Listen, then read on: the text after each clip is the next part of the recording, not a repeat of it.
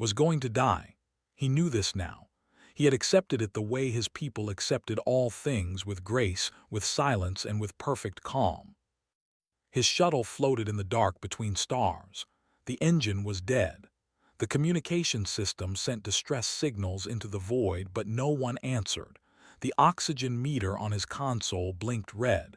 30 minutes of air remained, maybe less. He was an ambassador of the people. He had spent 40 years learning the art of diplomacy. He had memorized 10,000 protocols. He had shaken hands with kings and spoken to councils of great importance. And now he would die alone in a broken ship, surrounded by cold metal and colder stars. Closed his eyes and began the final meditation of his people. It was a prayer for peaceful passing.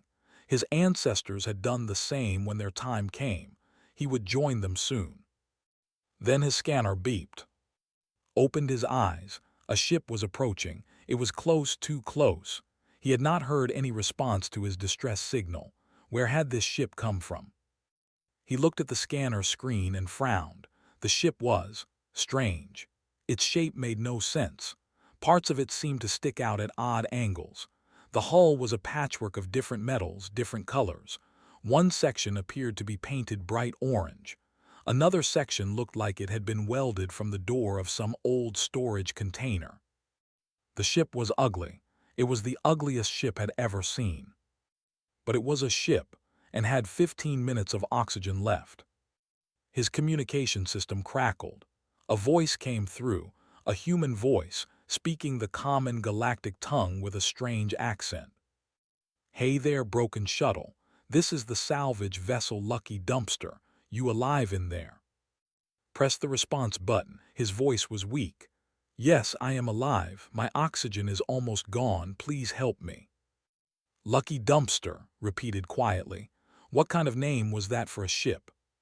There was a pause. Then the voice spoke again, but not to him. "How fast can you get the airlock ready?" A woman's voice answered in the background. 2 minutes if Wu stops playing that stupid music." "The music helps me focus," a third voice protested. "It helps you annoy me," the woman shot back. The first voice returned to the communication channel. "Hang tight, friend. We're coming to get you.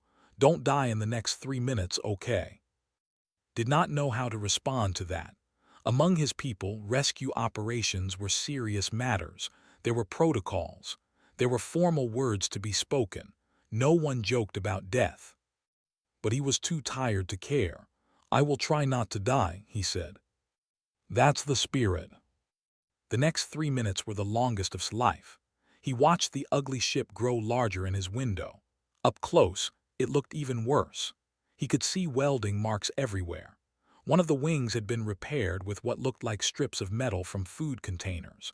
There was writing on the side of the ship. Someone had painted the words "Lucky Dumpster" in bright yellow letters, with a small drawing of a smiling face next to it.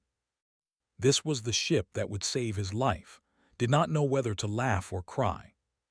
The ships connected with a heavy clunk. Heard the hiss of the airlock cycling. Then the door of his shuttle opened, and he saw humans for the first time in his life. There were 4 of them. The first was a tall man with tired eyes and messy black hair. He wore a jacket covered in patches and stains. This was the captain, though did not know that yet. Behind him stood a woman with short hair and grease on her face. She held a wrench in one hand like a weapon. This was the engineer. To her left was a younger man with a big smile and headphones around his neck. Even now could hear faint music coming from them. This was Wu, the pilot. And last was another woman, older than the others, with kind eyes and flour on her apron. She carried a bowl of something hot and steaming. This was the medic and cook. "Welcome aboard," said. He did not bow. He did not offer formal greetings. He just stepped aside and waved through the door. "Don't touch the green button. Actually, don't touch any buttons. Half of them don't do what they're supposed to do anyway." Stumbled into their ship. The air was warm. It smelled like food and engine oil and something sweet he could not name. The walls were covered in papers, tools, and strange decorations. A small plant grew in a pot near the window. Someone had put a tiny hat on it. "Sit," said. She pushed the bowl into his hands. "Eat, you look dead." "I almost was dead," said. "Almost doesn't count." She smiled at him. "Eat the soup, it will help." Looked at the soup. It was thick and brown and had chunks of vegetables floating in it. He did not know if his body could process human food, but was watching him with such warmth that he could not refuse. He took a small sip. It was delicious. "Good, yes?" asked. Before could answer, alarms began to scream. Red lights flashed across the ceiling. The ship shook once, then twice. "What is happening?" asked. His hearts, he had two of them, began to beat fast. Was already running toward a panel in the wall. She pulled it open and looked inside. Her face went pale. "Life support is down," she said. "Main system just failed. We have maybe 4 hours of oxygen left." Sighed, he rubbed his face with both hands. He did not look scared. He looked annoyed. "Well," he said, "this is going to be a long day." Wu reached for his headphones. "I'll put on some good music, help us think." "If you play that song again, I will throw you into space," said. "You love that song." "I hate that song, I hate you." "You love me too." Sat in the middle of this chaos, holding his soup, watching these strange humans argue while their ship died around them. He had escaped one death only to find another, but somehow, impossibly, the humans were smiling. He did not understand them at all. Among the people, there were 37 steps to follow when life support failed. Had memorized all of them as a young child. Step 1 was to remain calm. Step 2 was to locate the nearest emergency stasis pod. Step 3 was to seal all secondary compartments. The list went on, each step leading to the next in perfect order. Looked around the lucky dumpster. There were no stasis pods. Half the compartments did not even have proper doors, just curtains made of old fabric. The walls had holes in them. Actual holes, patched with tape and metal scraps. "Where are your emergency protocols?" asked. His voice was higher than he wanted it to be. "Where is your safety equipment?" Scratched his head. "We have a fire extinguisher somewhere." "Wu, where did you put the fire extinguisher?" "I think used it to fix the toilet," Wu said. "I needed the pressure valve," called from inside the wall. She had already crawled into a maintenance tunnel, her legs sticking out while she worked on something deep inside the ship. "The toilet is more important than fires. We can always put out fires. We cannot always find another toilet." "That is terrible logic," said. "That is survival logic," said. She was calmly washing the soup bowl as if nothing was wrong. "Out here you learn to make choices. Toilet 1. Felt his chest tighten. This was madness, complete madness. These humans were going to die and they were talking about toilets. "We need to contact someone," he said. "My people have a rescue fleet. They can send help." Nodded. "Good idea. How long until they can reach us?" Did the math in his head. The fleet was stationed near from there to this empty stretch of space would take 8 hours, perhaps 7 if they hurry. "And we have 4 hours of oxygen," Wu said cheerfully. "Maybe less if we keep breathing heavy, which we probably will because of all the panic." "I am not panicking," said. He was definitely panicking. "Sure you're not?" Wu patted him on the shoulder. "It's okay. First time is always scary. You get used to it." "First time? How many times has your life support failed?" Wu thought about it. "This ship, maybe 6 times, 7. How many times has the life support failed?" "I stopped counting after the incident with the space wasps," said. "Space wasps," repeated weakly. "Long story, don't ask." Walked over to a panel on the wall and pressed some buttons. Numbers appeared on a small screen. "Okay, what are we looking at?" His voice came from inside the wall, muffled but clear. "Main oxygen recycler is shot. The filter is clogged and the backup filter is also clogged. We've been meaning to replace them for 3 months. And we didn't because filters are expensive and food is more important. Wright nodded as if this made perfect sense. What about the CO2 scrubbers? Working for now. But if the oxygen stops cycling, we'll suffocate before the CO2 kills us anyway. Good to know. Could not believe what he was hearing. These humans were discussing their own death as calmly as they might discuss the weather. There was no fear in their voices, no desperation. Wu was actually humming a song while he checked the ship's navigation system. "How are you all so calm?" finally asked. "We are going to die. Do you understand this? We are going to die in this broken ship in the middle of nowhere." Everyone stopped what they were doing. Then they looked at each other. And then, impossibly, they smiled. "We've had worse Tuesdays," said. "It's Thursday," pointed out. "Even better, Thursdays are lucky." "Since when are Thursdays lucky?" asked, pulling herself out of the wall. "Since right now, I'm making it a rule." Watched them joke with each other, and something strange happened. His panic did not go away, but it became smaller. These humans were not afraid. Or maybe they were afraid, but they had learned to push the fear aside and keep working, keep laughing, keep living until they couldn't anymore.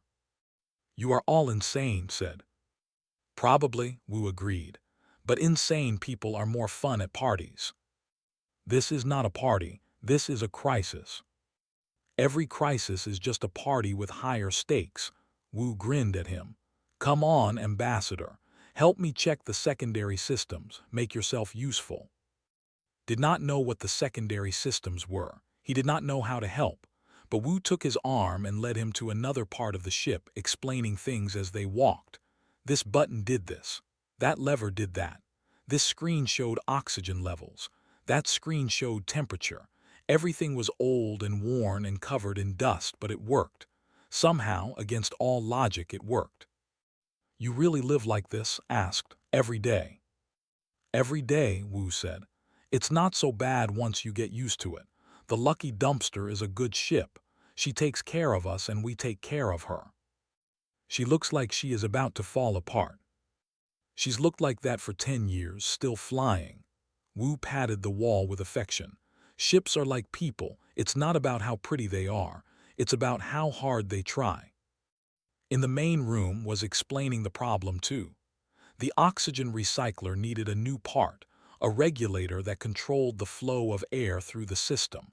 Without it, they could not fix the machine, and they did not have the part. "Can we make one?" asked. "Not in 4 hours, not with what we have." "Can we buy one?" "From who? The nearest station is 12 hours away." Was quiet for a moment. The whole ship was quiet. Even Wu's music had stopped. Then spoke. She had been standing by the small kitchen area thinking, "What if we don't fix the system?" Everyone looked at her. "What if we don't try to fix the recycler?" she continued. "What if we find another way to get oxygen, a different way?" Frowned. "Like what?" "I don't know. I'm not the engineer. But you always say there are many ways to solve a problem. Maybe this problem has a different solution." The room was silent again. Could see the humans thinking, their minds working on the puzzle. Among the problems had one correct answer. You found it and you applied it. But these humans seemed to think differently. They looked at problems from angles. They bent the rules. They cheated. "The cargo hold," Wu said suddenly. "What's in the cargo hold right now?" His eyes went wide. "The salvage from last week, the colony ship parts." "Including the hydroponics unit." "Including the hydroponics unit," started to smile. It was a dangerous smile, the smile of someone who had just thought of something stupid and wonderful. "The plants. We can use the plants." Did not understand, but he could see that the humans understood. And for the first time since the alarms had started, he felt something that might have been hope. The cargo hold of the Lucky Dumpster was a mess. Had never seen so much junk in one place. There were pieces of metal stacked against the walls. Old machines sat in corners, their parts scattered across the floor. Cables hung from the ceiling like strange vines. And in the middle of it all, half buried under a pile of scrap, was the hydroponics unit. Pulled away the scrap pieces one by one. The unit was large, about the size of a small room.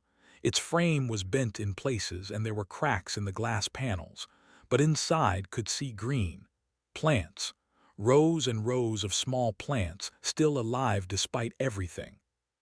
A colony ship was carrying this, explained. The ship broke down 2 weeks ago. We salvaged what we could. These plants survived somehow. They're tough little things. How do plants help us breathe? Asked. Wu appeared next to him carrying a tablet. Basic Science Ambassador. Plants take in carbon dioxide and release oxygen. It's what they do. If we can get enough of them working, they can clean our air.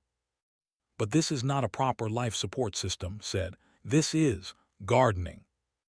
Everything is gardening if you think about it hard enough, said. She was examining the plants through the cracked glass. These look thirsty. We need to water them. We have water. We have some for cooking and drinking. It might be enough. Was walking around the hydroponics unit, studying it from all sides. His face was serious. Give me the truth. Can this work? Was already pulling open a panel on the side of the unit. Inside, there were wires and circuits and things could not name. She poked at them with her wrench, frowning. Maybe, she said. The unit is damaged, but the basic systems are still there. If I can get the air circulation working, the plants will do the rest. They'll scrub the CO2 and make oxygen. How much oxygen? Not a lot, but if we also use the emergency tanks, she pointed to a stack of metal cylinders against the far wall. Those have pure oxygen. We were going to sell them at the next station. If we ration them carefully, we might have enough to survive until help arrives. Nodded slowly. So the plants clean the air and the tanks give us extra oxygen when we need it. In theory. I don't like theory, I like facts. Then help me make it a fact. Held out her wrench. I need an extra pair of hands. What happened next was unlike anything had ever seen. Among the repairs were done by trained specialists who followed exact procedures. Every tool had a purpose. Every step had a reason. It was science, clean and logical and perfect. This was not that. And worked together like dancers in a strange performance. She called out for tools, and he handed them to her before she finished speaking. She pointed at wires and he cut them. She made hand signals that meant nothing to, but understood them perfectly. They did not need words. They had worked together so long that words were not necessary. Wu joined them, climbing on top of the unit to check the pipes that connected to the ship's ventilation system. He found a hole in one of the pipes and plugged it with tape. When the tape did not hold, he used his shirt. When his shirt did not hold, he used some kind of sticky paste from a jar that smelled terrible. What is that? Asked. I don't know, Wu admitted. Made it, it fixes everything. It smells like death. Yeah, but it works. Focused on the plants themselves, she opened the hydroponics unit carefully and began to work with the soil and water systems inside. Her hands were gentle but fast. She poured water from a container, adjusting the flow to reach every plant. She pulled out dead leaves and tossed them aside. She whispered to the plants as she worked, encouraging them. You talk to plants? Asked. Of course, plants are living things, they like to be talked to. That is not scientifically proven. Shrugged, science does not know everything. Now be quiet, I am trying to help them wake up. Stood in the middle of this chaos feeling useless. He was an ambassador. He knew politics and language and culture. He did not know machines. He did not know plants.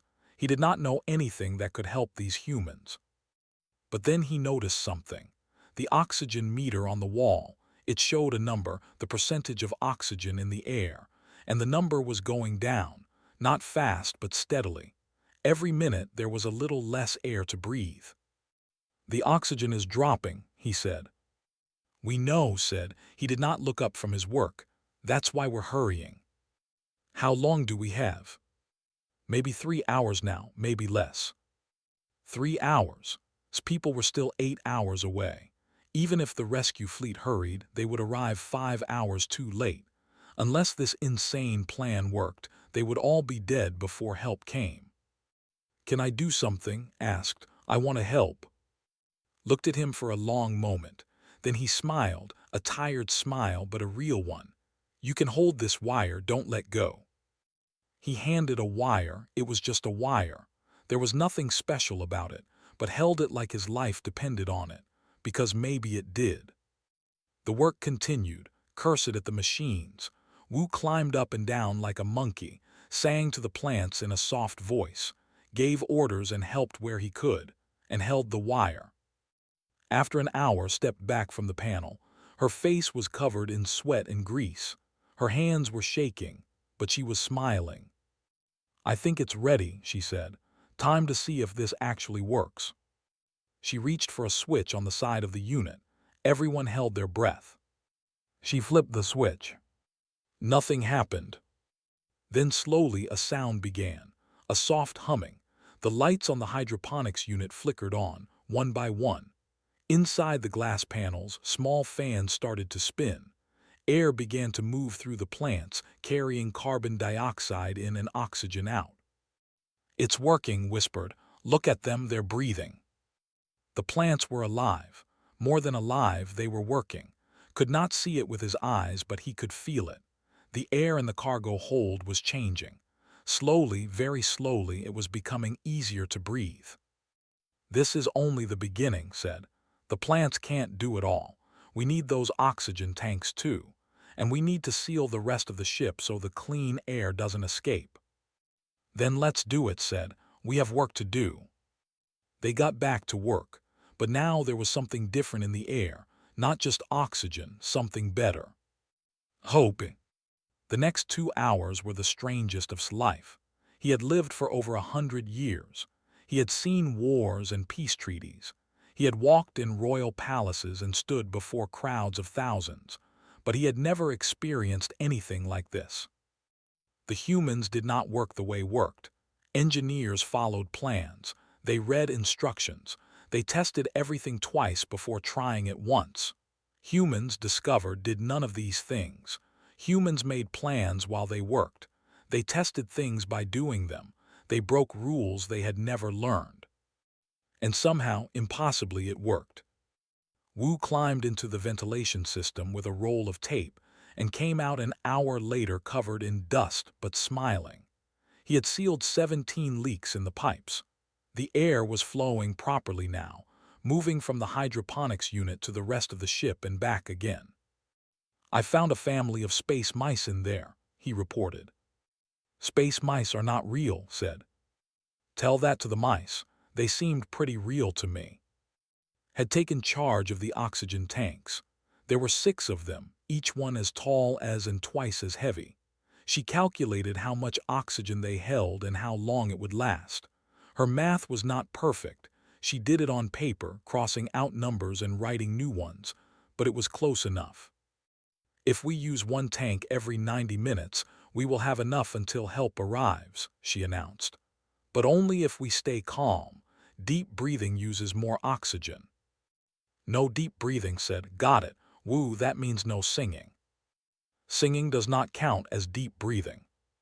"Singing absolutely counts as deep breathing. Back me up." "Singing counts," said. She was lying on her back under the hydroponics unit doing something to the wires. "Also, everyone needs to stop moving so much. Movement burns oxygen too. So we just sit still and don't breathe." Basically. This was ridiculous. Knew it was ridiculous. But the humans did not seem to care. They joked about dying because joking made it easier. They laughed at their problems because laughing kept them from crying. This was how humans survived, not with logic but with spirit. The ship's temperature began to drop. Without the main life support system, there was nothing to keep the ship warm. Could see his breath in the air now, small clouds of white that floated away and disappeared. "I'm cold," Wu said. "We're all cold," replied. "Find blankets." There were not enough blankets. Found 3 in a storage closet, old and thin but better than nothing. Had a jacket that she had been using as a pillow. Gave his jacket to, even though tried to refuse. "You're our guest," said. "Guests don't freeze. You will freeze instead." "I'm used to it. Put on the jacket." Put on the jacket. It smelled like engine oil and something else, something warm and human. He did not know why, but it made him feel safe. The gravity in the cargo hold failed next. Had rerouted power from somewhere, and gravity was the cost. Now everything in the cargo hold began to float. The scrap metal, the cables, even the humans. "Well, this is fun," Wu said. He was floating upside down near the ceiling, his hair standing straight up. "Push off the wall and come help me," said. She was still working on the hydroponics unit, but now she was floating too. Her tools drifted around her like small satellites. Had never experienced zero gravity before. Among all ships had perfect artificial gravity systems. Floating was for children and fools. But here, in this broken ship, floating was just another problem to deal with. He grabbed a handle on the wall and pulled himself forward. His body moved strangely, lighter than he expected. His stomach felt strange too, like it was trying to float inside him. "Don't throw up," said. She was somehow still standing on the floor, her feet hooked under a metal bar. "Vomit in zero gravity is terrible. It floats everywhere." "I will try not to throw up," said weakly. The hours passed. The oxygen meter continued to drop, but more slowly now. The plants were working. The sealed pipes were holding. The oxygen tanks added their clean air to the system, keeping everyone alive. But it was not enough, not quite enough. "We're running out faster than I calculated," said. Her voice was quiet. She was looking at the numbers on her paper. "The plants are good, but they're not strong enough. The tanks are helping, but there's a leak somewhere. I can't find it." "How long do we have?" asked. "Maybe an hour after the last tank is empty, maybe less." "And when does help arrive?" 90 minutes after that." The silence was heavy. Everyone understood what this meant. They had fought hard. They had done everything right, and it still was not enough. They were going to die with rescue just 90 minutes away. Felt tears in his eyes, not for himself. He had accepted death once already today. The tears were for these humans. These strange, beautiful, impossible humans who had risked their lives for him and would die because of it. "I am sorry," he said. "If you had not saved me, you would have had more oxygen. You would have survived. This is my fault." Shook his head. "No, don't say that. It's true, your fuel, your oxygen. You spent it saving me. A stranger, an alien, you should have let me die." Floated across the room until he was in front of. He put his hand on shoulder, the first time a human had ever touched him. The hand was warm despite the cold air. It was steady despite everything. "We don't let people die," said. "That's not who we are. We saw you and we saved you. We would do it again every time, no matter what. Even if it kills you." Even then, smiled. It was a sad smile, but there was no regret in it. "That's what humans do, we help, even when it's stupid, especially when it's stupid." "You are insane," whispered. "Probably," shrugged. "But we're insane together, and right now we're not dead yet, so let's keep fighting." He turned to the others. "We have 90 minutes to find more time. Any ideas?" The cargo hold was quiet. The plants hummed. The oxygen tanks hissed. Everyone thought. And then Wu said something unexpected. "The shuttle, the ambassador's shuttle, does it have any oxygen?" Blinked his shuttle. He had forgotten about his shuttle. It was still attached to the lucky dumpster, empty and cold. "The tanks were almost empty," he said.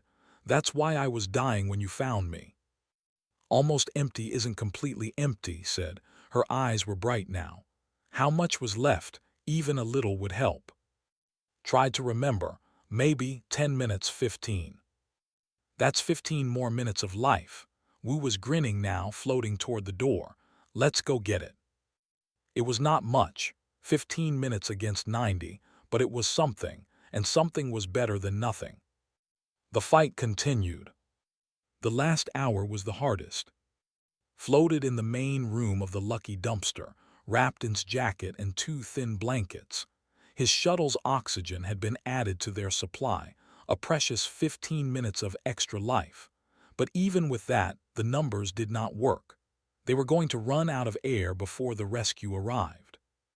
And yet the humans refused to give up. Had found another leak in the ventilation system. She fixed it with tape and that terrible-smelling paste. Wu had discovered that talking used oxygen, so he stopped talking. The first time he had been quiet in hours. Made everyone drink water because she said dehydration made oxygen work less well in the blood. Did not know if this was true, but he drank anyway. Sat near the window looking out at the stars. His face was calm. He did not look like a man who was about to die. He looked like a man who was thinking. "We could slow down our breathing," he said finally. "If everyone breathes slow and shallow, we use less oxygen." "That will make us weak," said, "and cold." "We're already weak and cold, but we'll be alive." So they breathed slower. Every breath was small and careful. Every breath was precious. Watched the oxygen meter and counted the minutes. 20 minutes of oxygen left. 15. 10. The rescue fleet was still 40 minutes away. His communicator beeped with updates. His people were coming as fast as they could, but physics did not care about effort.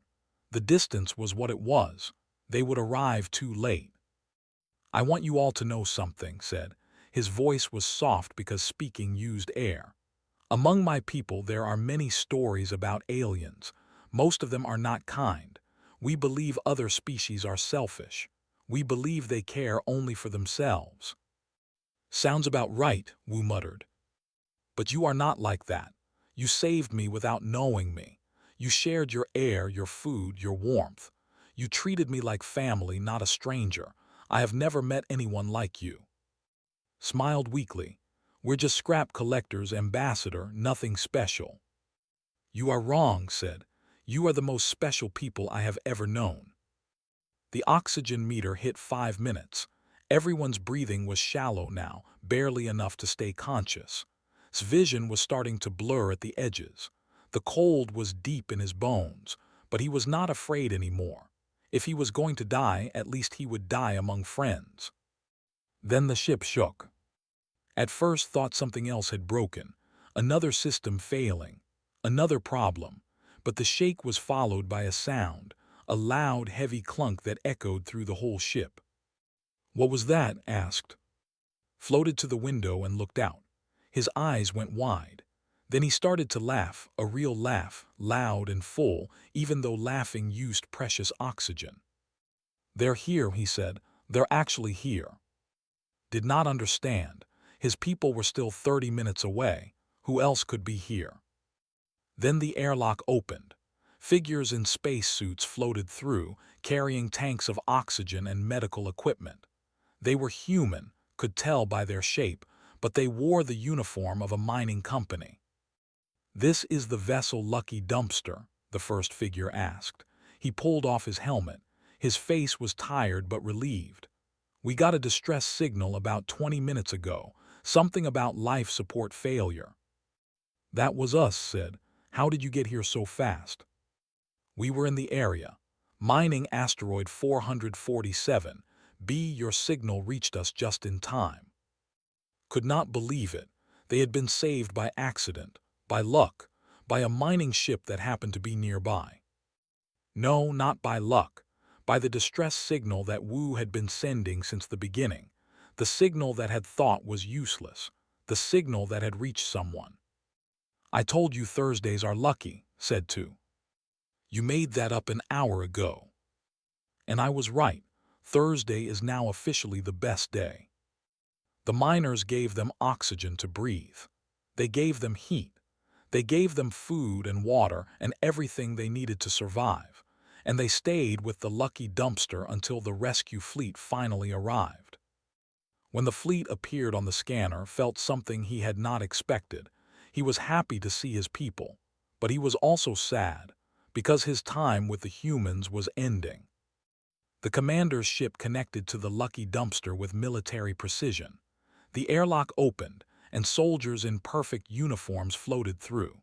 They were tall and graceful, with the silver skin and large eyes that marked their species. They bowed to with respect. "Ambassador," the commander said, "we are relieved to find you alive. What happened to your shuttle?" Told him. He told the whole story: the crash, the rescue, the life support failure, the plants, the leaks, the cold, the counting of minutes. He told him about an Wu and he told him everything. The commander listened with a face that showed no emotion. When finished, he looked around the lucky dumpster with obvious disgust. "This ship is a disaster," he said. "How did these humans survive?" Thought about the question. He thought about protocols and procedures. He thought about the 37 steps that his people would have followed. He thought about all the things the humans did wrong. And he thought about all the things they did right. "They had vibes," he said. The commander frowned. "Vibes, what does that mean?" "It means," paused. How could he explain it? How could he describe what he had seen? "It means they trust each other. They help each other. They laugh when things go wrong because crying does not fix anything. They break rules because sometimes rules are not enough. They fight until the end, not because they are brave, but because giving up is not in their nature." The commander still looked confused. "That is not a proper explanation." "I know," said, "but it is the only one I have." He was transferred to the ship. The soldiers brought him clean clothes and proper food. They put him in a warm room with soft lighting and perfect gravity. Everything was correct. Everything was comfortable. But it was not the same. Before the ship separated, returned to the airlock. The humans were there, and in Wu and still floating in their broken ship, still smiling. "Thank you," said, "for everything." Gave him a lazy salute. "Any time, ambassador, take care of yourself. You too, fix your life support. We'll get around to it." "Will you?" Smiled, "Probably not, but we'll survive anyway. We always do." The airlock closed. The ship separated.